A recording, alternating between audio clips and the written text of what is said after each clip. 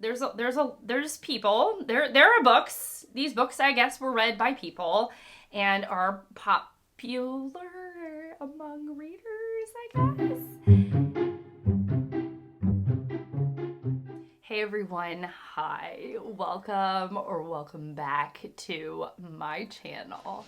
Today I'm going to be talking about the Goodreads Choice Awards in 2023 and more broadly a theory that explains what I think is happening between a lot of us readers and the Goodreads Choice Awards in 2023. Now, if you are new to my channel, welcome. I'm Shelly and I really love books and reading, and I really love looking at what's new to the market and book prizes and what's going on in the bookish community. Now, if you're into that and you like the vibe of my channel, I would encourage you to subscribe, stick around.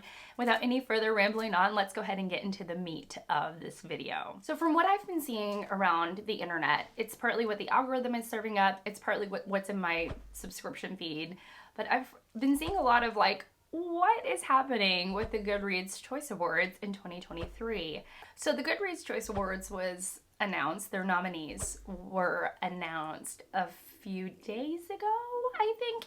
And for me, I had my normal reaction, which is this. I was a little bit stumped, partly because I don't always agree with what the Goodreads Choice Awards are.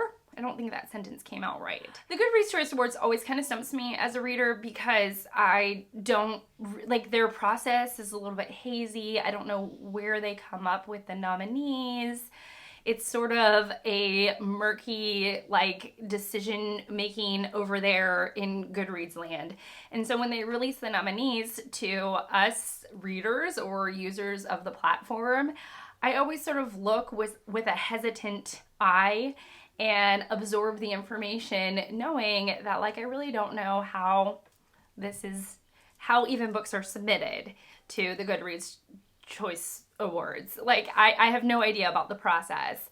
And often it's a popularity contest. And since I do keep my eye on, like, what's being talked about, partly because I'm here on BookTube and I like to look at that kind of stuff, and partly because I'm curious about, like, what's the newest, hottest book being talked about.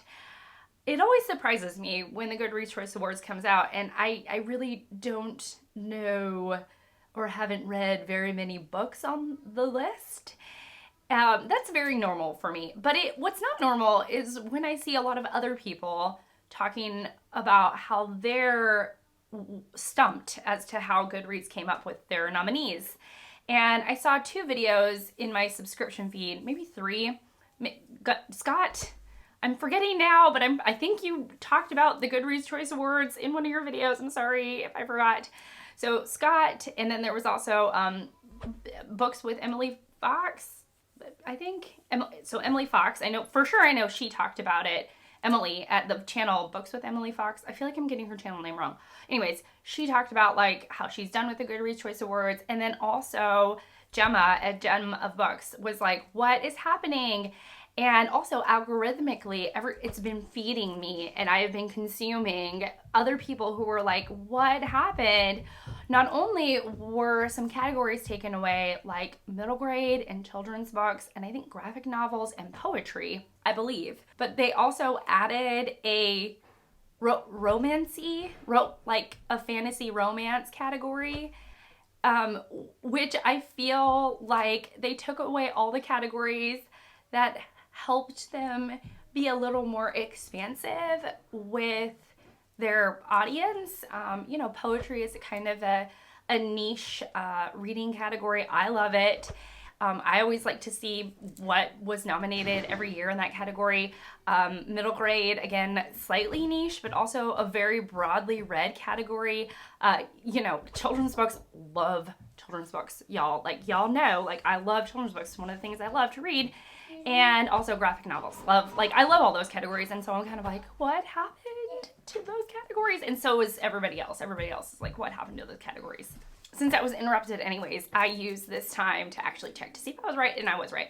No middle grade, no children's books, no graphic novels, no poetry. I figured since myself and so many of y'all out there are wondering like what has happened to the awards this year, I do have a theory, and my theory is this.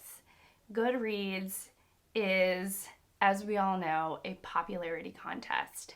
I would liken it to the Teen Choice Awards in terms of like, you know, movies or people, like best actor. You know, it's the best actor according to the Teen Choice Awards where teens vote, you know? And I feel like the Goodreads out there, the people at Goodreads, they were like, you know what? We want to just lean into the fact that we are like the Teen Choice Awards, but for books. And so they're like, you know, we're gonna get rid of the categories that we think our audience doesn't really like. And so they've snipped away at the categories I've now mentioned several times. And they're like, and we're gonna like bolster what we think our audience really loves. And I think that, you know, they're like appealing towards Gen Zers, like maybe not teenagers, but like Gen Zers. And they're like, you know, we're gonna just add this category, romance fantasy, on top of already having a romance category and a fantasy category. And then, you know, and then we're going to let the people vote. And of course, what the people vote, that's who wins.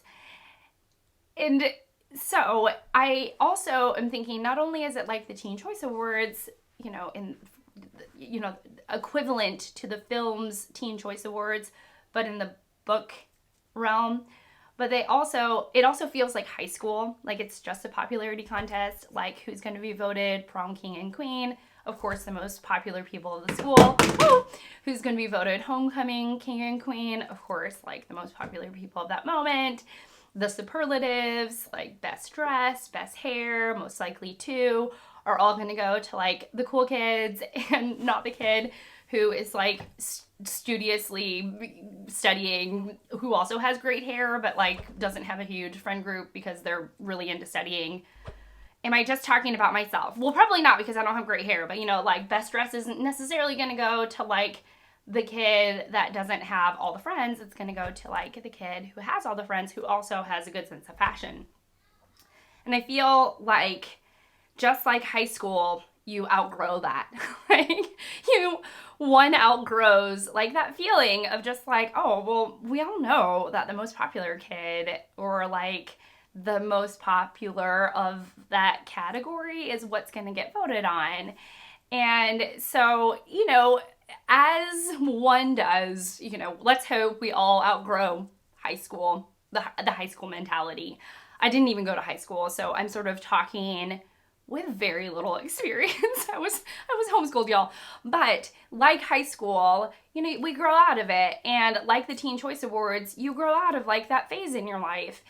And I know for me, like I want something where I can see and understand the process, so that even if I don't necessarily agree with the choices, I can see that the process is at least somewhat transparent, like the Booker or the Women's Prize for Fiction. We understand the rules. We understand that books need to be submitted, or at least I do. I understand parts of the process. And so even though if the list, at least for the Booker, didn't excite me this year, I can understand that like they had a certain process. I'm sure that they were looking for certain types of fiction. There is sort of a leaning into and a taste that the Booker has, and same thing for the Women's Prize. And so I can walk away feeling like, okay, like, you know, maybe it's not completely aligned to my taste, but I understand how we got here, and that the prizes are being judged by like people that I can see. Like I can see the panel of judges, and they are all adults. They are all people who have a connection to the literary world, and it's no longer a popularity contest. It's it's a different kind of contest. And you have sort of some faith with that the judges are judging with a certain criteria in mind, and there's a certain thoughtfulness behind it, rather than, you know, still developing brains and millions of votes in order to get like the most popular. And so I think that if you are feeling a little bit lackluster about the Goodreads Choice Awards this year, I wonder if you've grown out of the award like I have. I think that there was a time in my life in which I was really excited to see what Goodreads was going to come out with. And that did influence my reading in some ways. And now that I've at least articulated to myself that I've like fully grown out of this popularity teen choice awards type contest, and I'm ready to move on to like the Oscars, the Emmys. Like I'm ready to move on to, you know, something that I think takes itself slightly more seriously, if I can say that. Then, you know, then I will. And I'm going to like kind of shift my focus to prizes that I think are a little geared more towards my age group and towards, you know, something a little more aligned to like what I'm, you know, reading and looking at. So that is my theory. Let me know what you think. You know, what are your thoughts about what's going on with the Goodreads Choice Awards? Is that even what it's called? I mean, it's just like Teen Choice Awards, but we got the Goodreads Choice. Anyways, you know, let me know. Do you think that, you know, as a community, we've maybe outgrown this award? Do you think that we're looking for something a little more like adult, a little more mature? I would be curious, you know, about that. And if you are an adult and love the awards, I'm not besmirching you in any way. I am just wondering why so many people out there are just so baffled and disappointed by this year. And it made me wonder, you know, maybe we've outgrown this stage in our reading lives. Okay, that's it for me. Thank you so much for watching. Thank you so much for being here. I really appreciate it. And I will see you all in my next one. Bye.